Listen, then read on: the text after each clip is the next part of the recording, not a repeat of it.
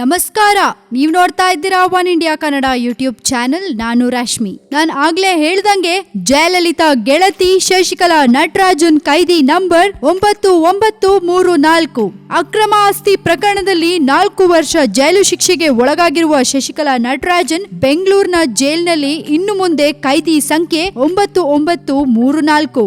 ಜೈಲು ಸೇರಿದ ಚಿನ್ನಮ್ಮನಿಗೆ ಕೈದಿ ಸಂಖ್ಯೆಯನ್ನು ನೀಡಲಾಗಿದೆ. ಇನ್ನು ಮತ್ತೊಬ್ಬ ದೋಷಿ ಇಳವರಸಿಗೆ 9935 ಮತ್ತು ಸುಧಾಕರ್ಗೆ 9936 ಸಂಖ್ಯೆ ವಿತರಿಸಲಾಗಿದೆ. ಇದಕ್ಕೂ ಮುನ್ನ ಬೆಂಗಳೂರಿನ ಕೋರ್ಟ್ಗೆ ಶಶಿಕಲಾ ಶರಣಾದ್ರು. ಆಕೆಯನ್ನ ಜೈಲಿಗೆ ಕಳುಹಿಸುವುದಕ್ಕೆ ಮುಂಚೆ ಭದ್ರತಾ ಕಾರಣಗಳಿಗಾಗಿ ಸೆಂಟ್ರಲ್ ಜೈಲ್ನ ಆವರಣದಲ್ಲಿ ವಿಶೇಷ ಕೋರ್ಟ್ ಸ್ಥಾಪಿಸಲಾಗಿತ್ತು. ಸುಪ್ರೀಂ ಕೋರ್ಟ್ನ ತೀರ್ಪಿನ ಆಯ್ದ ಭಾಗವನ್ನ ಓದಲಾಯಿತು. ಈ ಹಿಂದೆ ಜಯಲಲಿತಾ ಅವರನ್ನ ಇರಿಸಿದ್ದ ಬ್ಯಾರೆಕ್ ನಲ್ಲೇ ತನ್ನನ್ನು ಇರಿಸಬೇಕು ಎಂದು ಶಶಿಕಲಾ ಮನವಿ ಸಲ್ಲಿಸಿದ್ರು. ಶಶಿಕಲಾ ಜೈಲು ಆವರಣದ ಬಳಿ ಬರ್ತಿದ್ದಂತೆ ಭಾರಿ ಗದ್ದಲ ಏರ್ಪಟ್ಟಿತ್ತು. ಗುಂಪನ್ನ ಚದುರಿಸಲು ಪೊಲೀಸರು ಲಾಠಿ ಪ್ರಹಾರ ಮಾಡಬೇಕಾಯಿತು. ಹಿಂಸಾಚಾರದಲ್ಲಿ ಹಲವು ವಾಹನಗಳು ಜಖಮಾದವು. ಶರಣಾಗಲು ಕಾಲಾವಕಾಶ ಕೋರಿದ್ದ ಶಶಿಕಲಾ ಅರ್ಜಿಯನ್ನ ಸುಪ್ರೀಂ ಕೋರ್ಟ್ ತಿರಸ್ಕರಿಸಿತ್ತು. ಶಶಿಕಲಾ ಜೈಲು ಆವರಣದ ಬಳಿ ಬಂದಾಗ ಆಕೆಯ ಪತಿ ನಟರಾಜನ್ ಮತ್ತು ಇತರ ಸಂಬಂಧಿಕರು ಇದ್ರು. ಹಲವು ಬೆಂಬಲಿಗರು ಸಹ ಇದ್ರು. ಆದ್ರೆ ಬೆಂಬಲಿಗರ ಸಂಖ್ಯೆಗೆ ಹೋಲಿಸಿದ್ರೆ ಪೊಲೀಸರು ಮತ್ತು ಪತ್ರಕರ್ತರ ಸಂಖ್ಯೆ ಹೆಚ್ಚಿತ್ತು.